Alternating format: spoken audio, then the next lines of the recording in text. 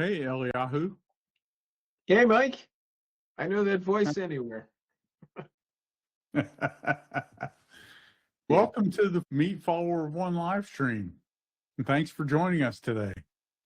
I'm absolutely tickled pink and grateful to be here. Anytime I get the chance to talk to you, I'm happy. Same here, brother. Same here. For people listening, I realize we're early in this live stream, so hopefully a few people will join us later. But I'm just excited to meet you. I see Bunke is on here and Chris is on here. Thank you both for joining. Eliyahu, why don't you introduce yourself? Tell people listening to this a little bit about you. Okay. First of all, let's start with my name, Eliyahu. It's not a typical American name. I was raised Jewish. In English, we say Elijah, but in the original Hebrew, it's Eliyahu. And it means the Lord, He is my God. So that's the thing I walk around with. My middle name, you probably don't even know this, Mike. My middle name is Yirmiyahu, which is Jeremiah in English, which means, yeah, so it's a little heavy. I got the prophetic thing on my shoulders, but that's okay. And that means the Lord will lift me up. So, so there's this theme in my life of I put forth a lot of effort. I succeed to a certain degree in the way that should be, whether working for somebody else or in my own business. And then it stops.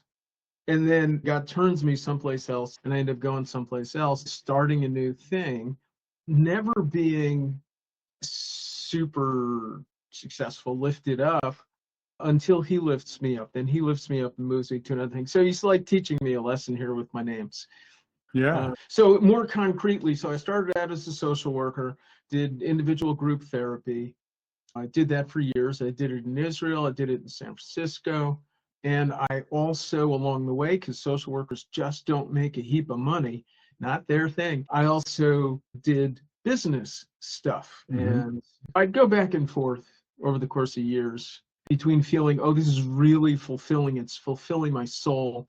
And wait a minute, I need some money and provide value. But yeah. So I was doing that. And I was recruited into workforce development to integrate those two sides of me.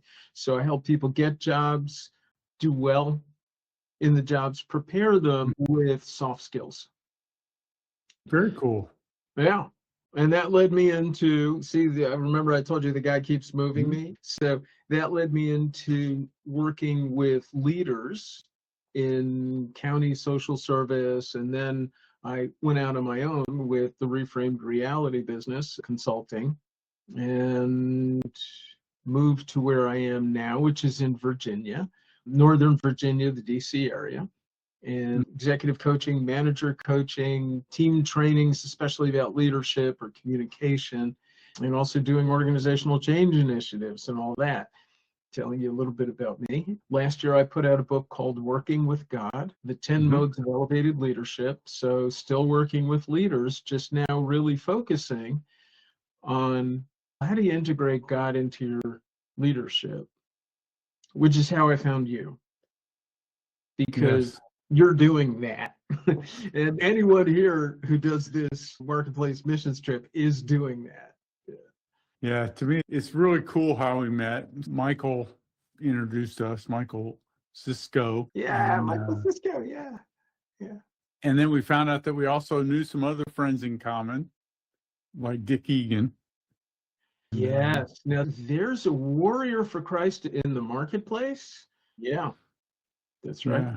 We'll have links to your Reframed Reality and also to your Working with God websites in here. I actually pulled both of those up. I was also struck because I wasn't paying attention earlier. I just noticed that you have a PhD in education as well.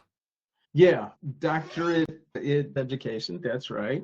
So it's a PhD in executive leadership. And my dissertation was in the conjunction, how they go together, organizational culture, and employee soft skills. I went into a very large manufacturing company and really got to know them from the top to the bottom, and found out that they have different cultures within the organization. And they're expecting different employees, though they didn't know it. I had to put this all together. At different levels, they expect different kinds of employees. And what does that mean for the organization? And what kind of conflicts does that create? And how can those conflicts be worked out so that everyone is rowing in the same direction, the organization gets what it wants, and the people who are doing the work at all levels are sad, are happy, or enthused, all that kind of thing. So yeah, that's my play field. I love it. Very cool. What do you like most about it? Okay, so what I like most about it is, can I bring in Jesus into this one now? Please. Okay, good. So I was just started watching yesterday a video by a guy named Jamie Winship. I don't know if you ever heard of him. Okay, Jamie Winship. Anyway, it's his name. Fascinating guy. Went from cop to international terrorist worker with, and the whole time his work method is simply this: I do what God tells me to do. And so he's accrued a lot of wisdom by taking a lot of risk, more and more as he got older. And he talks about when Jesus talks with people, he doesn't use the same kind of language that other people use, right? So like when you said to me, Eliyahu, tell me about yourself. That's a standard thing that interviewers say to interviewees. You kind of start off. And if you've been interviewed more than once, you know, like you have a story you can pull out and tell. So that's a script that's already there. Or when you're at the checkout line, either the checkout person or you says to the other, how you doing today? And the other one says, fine, thank you, or good, or oh, wonderful, or whatever. We have no clue. They may be at home with a mother in bed with cancer, and like you just don't know what's going on because we don't really. That's what Jamie Winship calls symbolic language. He says, but Jesus didn't use symbolic language.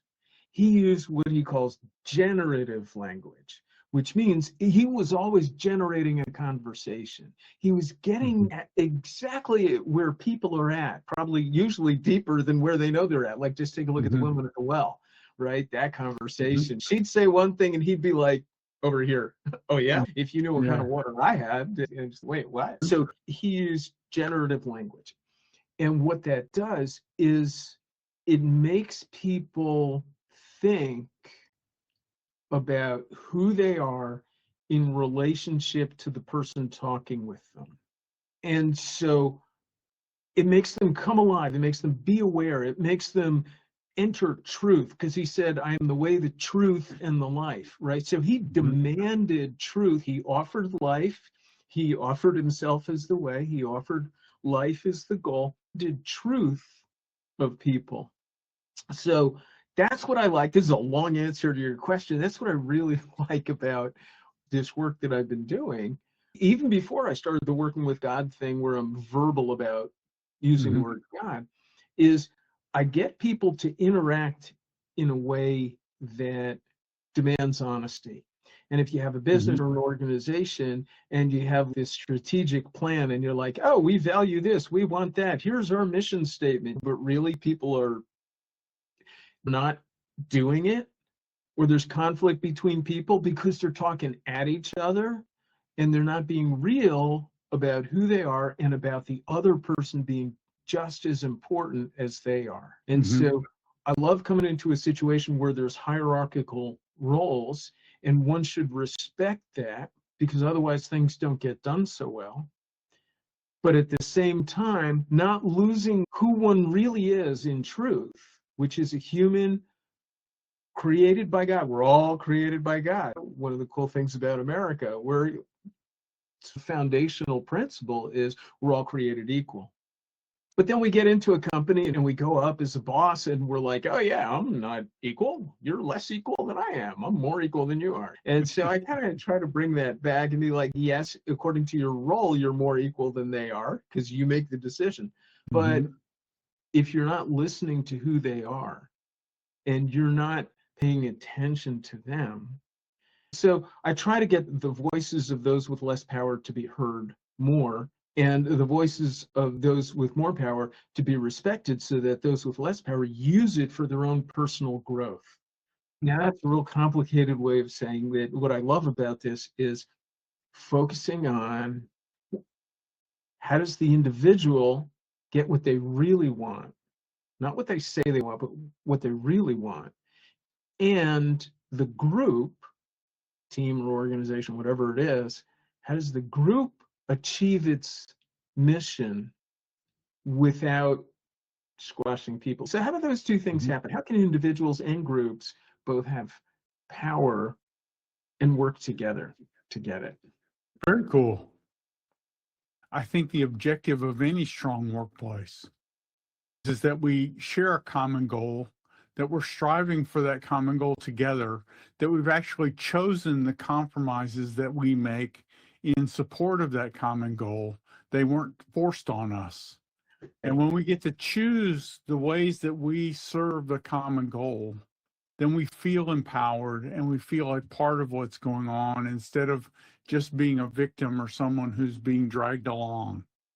Yeah, that's right. And I think that's a freedom we get as believers because we understand that God's in charge and therefore we can try and incorporate everybody.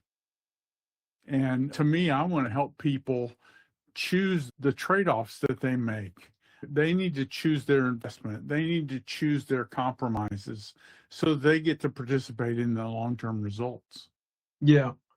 And compromise is what has to happen whenever people work together, right? I choose to see that a little differently and language it a little differently. I choose to see it as giving up that which is not my highest calling, that which isn't really important, so that I can be clearer about what's really important, stronger about what's really important, so that people will know who I am. And if I'm aware that Christ is there in my decision-making process, and okay, I want to be like him, so then I do that again and again in this making compromises, which is really giving up that which isn't for the character building eternal stuff. People are going to see more and more, instead of seeing me, they're going to see his light. Yes. And I think that's what we're here for in the workplace, is just this great pressure cooker. Or what does the Bible talk about? It talks about, it has these two metaphors. One is smelting fire to purify the gold that's in the temple, right? And then it also has separating the wheat from the chaff. Yes. And if we're not using the workplace to do that for ourselves and let the chaff go, let the impurities in the gold float to the top and just skim them off so that we can be more pure gold, then we're missing out on great opportunity. I'm only saying dying to self, considering others. Exactly. Yeah. So you chose words better than I did. I was just grabbing the first thing that popped into my head with compromise. You actually reminded me, I don't know if you ever read the book, The Third Alternative by Stephen Covey. No. It's a great book about searching for synergy instead of compromise. The synergy being 1 + 1 = something greater than 2. And compromise, 1 + 1 = something less than 2, where everybody's giving up something.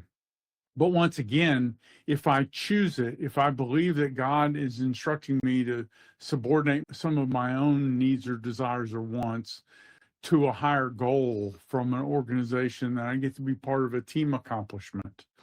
And to me, that's the greatest thing about team accomplishments, is that we get to achieve these greater, higher goals that we wouldn't be able to do on our own. Yes. And we still, like, when a company achieves something, when everybody gets together, hey guys, we did this. And whether it's the stuff that we're making and selling or delivering, or whether it's a community project that we worked on, you know, hey, we did this. If you're celebrating with, there's two things that happen. You get to reap the harvest because you're part of it. And you also get to be humble and quiet and nothing and of no account. So you're Yeah. not stuck, you're not getting puffed up, you're not entering the, oh, I didn't get enough or my name wasn't recognized or Mhm. anything. You're just, it's so beautiful to just be a little piece in what goes on. The truth is, I really need to focus on working with God, this The thing. book. Yeah, the book, the material, the method, and getting that method out there to be used, and being distracted in any way just wasn't Yeah. in his plan. So tell us the basic premise of working with God. I think I can tell a little bit by the title. Plus, I read some of the page of your website. But tell us a little bit about the core premise behind the book and how you achieve it. Okay. So the core premise behind the book is that you can work one of three ways. You can sit on the throne yourself and you're like, okay, I'm going to build this thing. It's mine. And I'm going to do it according to whatever the world tells me. I want to make a lot of money. I want to have $100 million company or whatever your goal is, right? And people are going to look up to me and I'm going to have power, though nobody, of course, talks about it like that.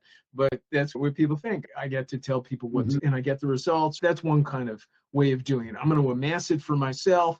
And you see this a lot of times with rich people. They think a lot of themselves and they think, okay, I am good. And oh, look, I even give to charity. And by the way, I do want a plaque on the wall when I give that. So that's one kind of way. That's not working with God. That's working with self. And then there's another kind of way, which is, oh, wait a minute. This isn't all about me.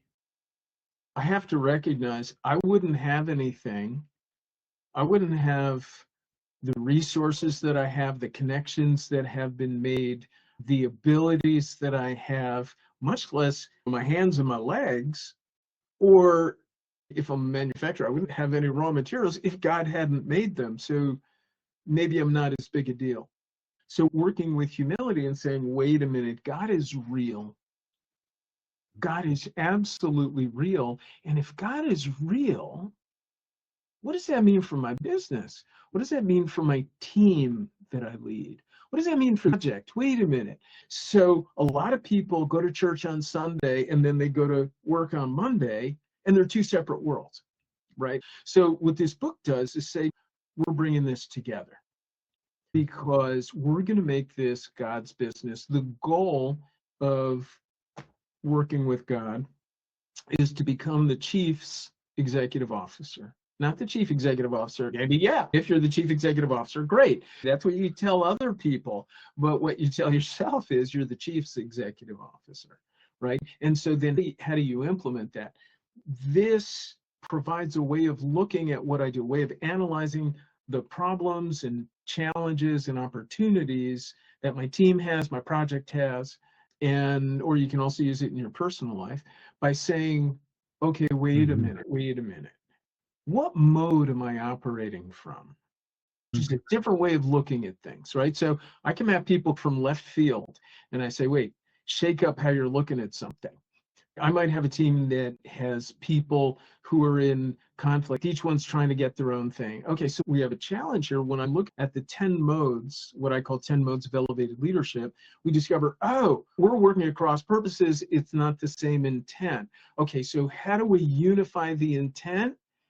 We unify by going up to that higher level, which gets back to what I was talking about, individuals and group. The higher level is, okay, if you think this should be going on, you think this should be going on, you think this should be going on, wait, what does God say? Right. Let's ask God to show us what is his intent for this thing that we're working on. And that way, we're all of a sudden, we're taking our hands off the oars or the rudder or whatever you want to call. And that's just one of the 10 modes. I could go into it more, but I don't know the direction of where we're trying to go. And I can get lost into the details. I get really excited about it. Yeah.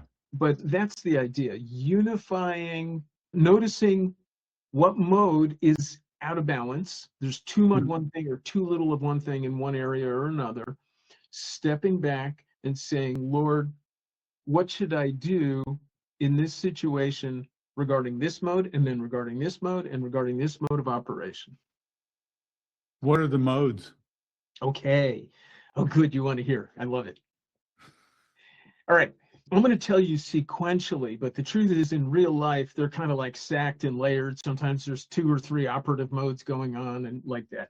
The first thing, let's say you're just starting a project, starting an organization, is intent, like I just said. Okay, what's the intent? What's my intent? It's wherever you are going from point A to, wait, what's my point B? And that better be really clear, because if you're not really clear on what your point B is, you'll guaranteed not get there.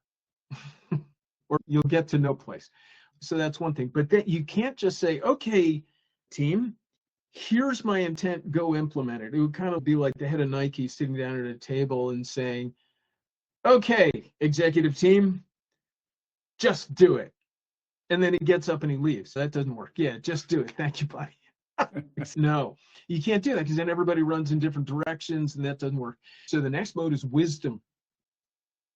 Wisdom provides context for the intent. There are some fields of play that are important to pay attention to and to put energy in. There are some fields of play that aren't. What's the context that we're all going to agree to operate in? Lord, grant me wisdom. Please grant me wisdom. And he gives it freely, right? And of course, the beginning of wisdom is the fear of the Lord. So you're going to have the wisdom. You can access that wisdom, and he gives it freely. If you pray and you ask him, in this situation, Lord, what's the wisdom? What's the context? What do I need to see?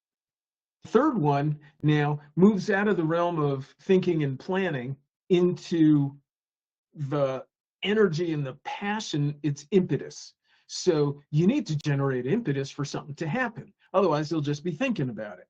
That includes resources like people, money, just plain old energy, time, all that kind of thing. And of course, heart and passion, the emotion. So if something is floundering, is there enough impetus before I consider a project? Is there enough emotional passion around for this? How much do I have to generate in other people? Can I do that? You want to consider that kind of thing. Then once you have that and you focus all that passion, you better start delivering. So the next mode is go.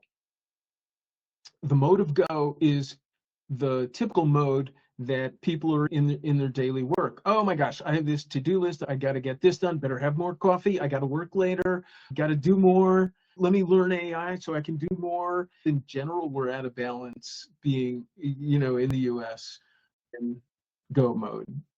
On the other hand, you need go because that's what delivers the value that you promised as a result from your team or your organization or your product, whatever you're doing. So you need go, but in order not to burn out and not to have chaos, you also need the next mode, which is no. Just say no.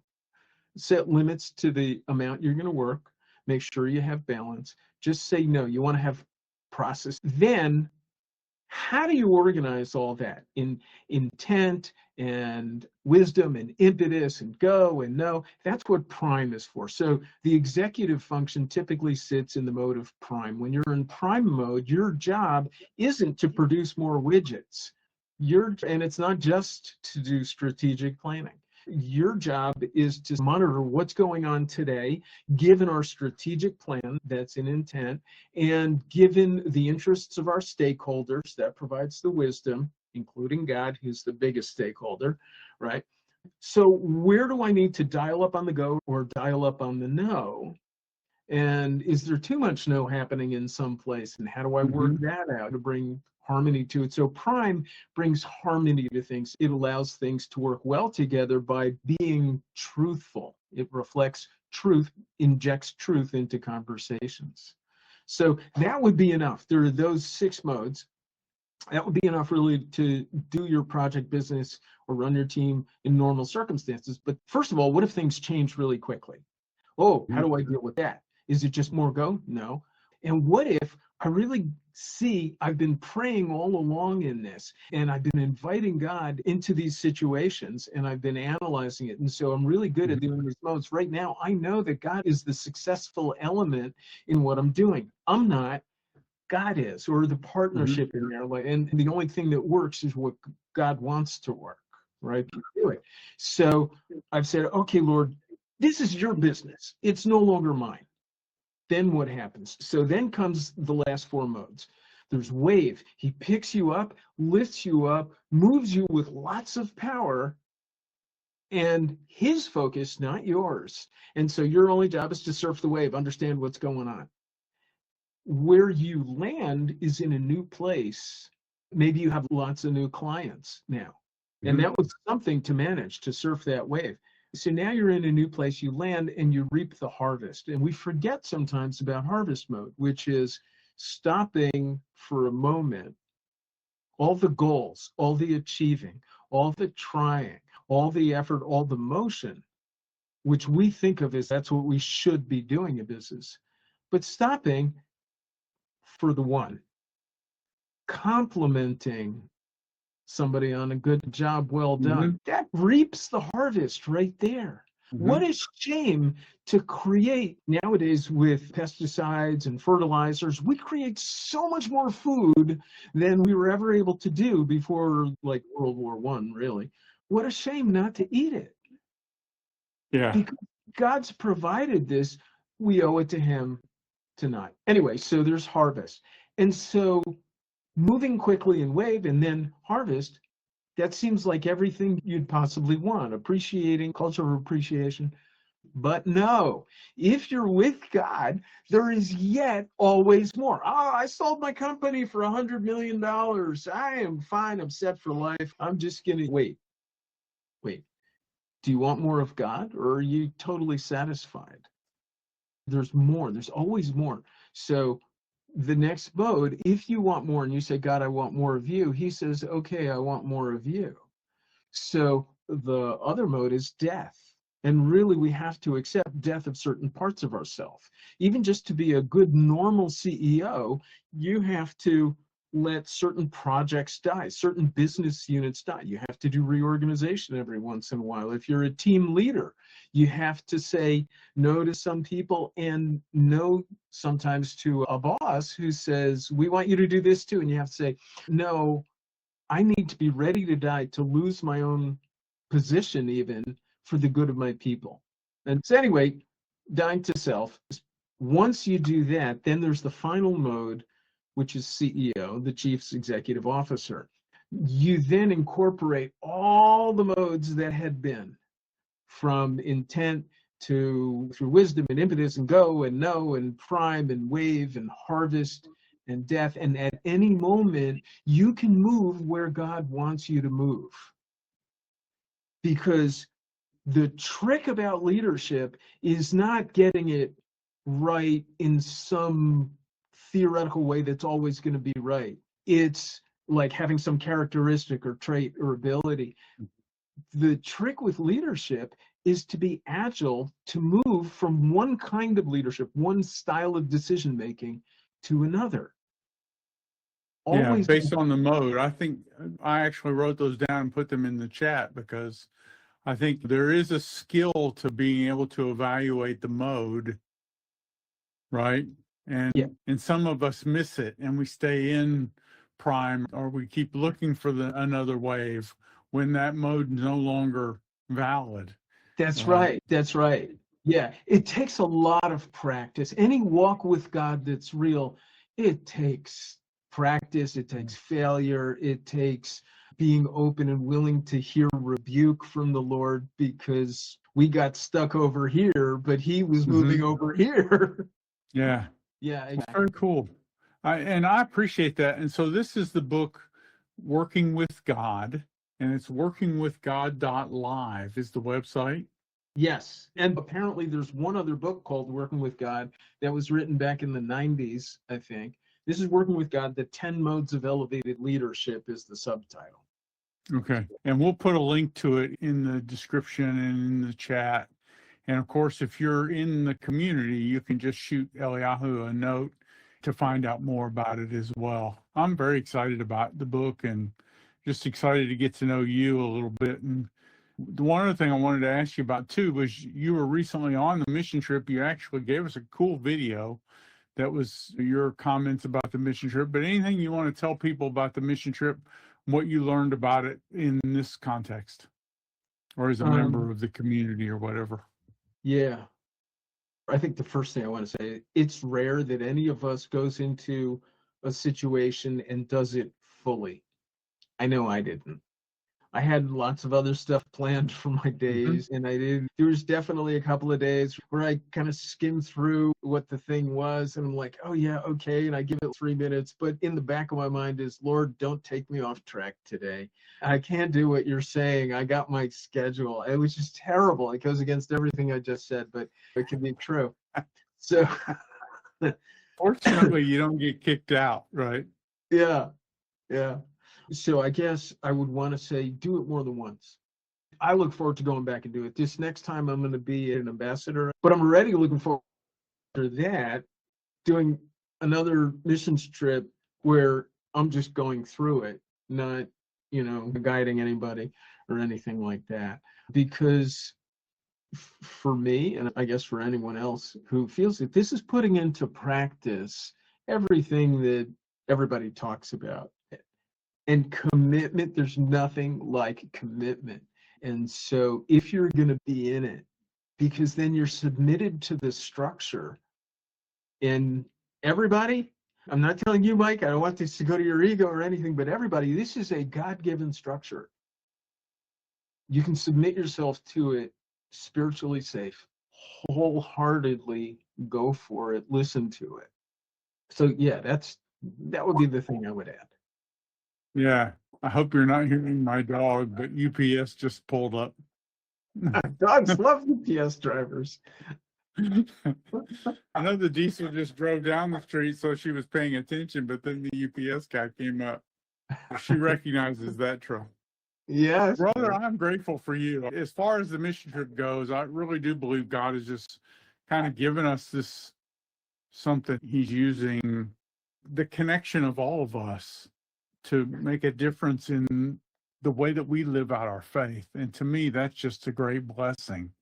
I love the fact that even my mistakes are used by God. I always used to tell people when I was in management that I really wanted to honestly not be critical of them making an honest mistake, especially not the first time. If they keep making it, that's another problem. Or if they did it defensively, if they were doing it trying to cut a corner, trying to take advantage of a circumstance, that was a negative thing. But if they were honestly trying, then even if they messed up, it didn't count against them. It became a lesson. And I love that about God, that he lets us screw up in some degree by trying to do different things his way, right? And so it's a blessing that he calls us. He gives us opportunity to come up with 10 modes, for example, or 5 daily habits. And we get to figure out how we're living these out and sharing that with other people as an option for them. And that to me is the importance of the community-based format and these cohorts that we do. So I'm excited, grateful for you being. And in these cohorts, you've set it up so that we're real with each other to whatever degree we're willing in typing out these little things we communicate, at the end of the day or at the beginning of the days we're setting out. And it's probably too long. I've probably gone on too long, but I just want to say Warren Buffett, like he owns companies, right? Well, Berkshire Hathaway owns tons of companies. There was once one of the companies that was kind of his, I'll just say that's not a financial technical term, but let's just say, was actually a utility company. And it wasn't strictly governmental, it was private. And so the head of the utility company that Berkshire Hathaway owned had lost $330 million in a certain, I think it was like in a quarter. And Warren Buffett called the guy in, the head of the company. And so the guy automatically assumes, that's it, head on the plate, he's really going to hand it to me. And he comes in, he's like this, and Warren Buffett says, tell me about this, tell me how it happened. And they talked, and at a certain point, the guy goes, aren't you going to fire me? And Warren Buffett says, no, you made a mistake. Yeah. You made a mistake. you're not going to do that again, but you've never been at this level of complexity in this situation. You're going to learn from it, and then you'll be able to do mistakes at a higher level. And I just thought, wow, exactly. Didn't Jesus say to the adulterous woman, does anyone condemn you? And no, neither do I. Now go and sin no more. It's like, Yep. yeah, yeah. So how you've set this up reflects that, I think. I feel free to say, oops, didn't do it today. Yeah, exactly. Jesus put us there for that reason. I'm not subject to my pastor for how I do these things. I'm trying to learn how to listen to, and respond to the Holy Spirit. So I'm grateful for you, brother. I'm grateful for you being involved in the community and for doing Meet Follower of One. Thanks so much for doing this today. Thank you so much for organizing this, making this happen, being who you are. You're a really beautiful person, and Jesus is affecting people through you just by how you are. Well, thanks, brother. But isn't it great that he does that through all of us? And Yeah. so for everybody else who's on here, you can do a Meet Follower of One. Just let Chris Castro know, and we would love to introduce you to other members of the community. Our goal is to create a community environment where we're all helping each other live out our faith on a daily basis. And so check with Chris. Also, she's reminding me in the chat, our next mission trip is July the 12th. And so go sign up for that. But make sure that you intend to come to at least one call a day on the 8 days where we have calls. The calls change your perspective on the trip. They change your perspective on the material, and they also benefit other people when you're involved. Everyone gets a little discouraged when a bunch of people sign up for the trip and then no one is on the calls. And so we want to invite you to make sure that you make a call, if possible, 8 times, one call each of the 8 days where we have the calls. And so, again, thanks to everyone for being here today, and to people who listen to this in the future. I'm just excited to see how God is using all of us. And Eliyahu, I'm grateful to you for doing this with us today. Thanks very much, brother. Thank you, brothers. Thank you. Thank you. All right. Take care, everyone. Have a great day. And remember to check out Eliyahu's book, Working with God. WorkingWithGod.live is the website. Thanks very much. Bye. See ya.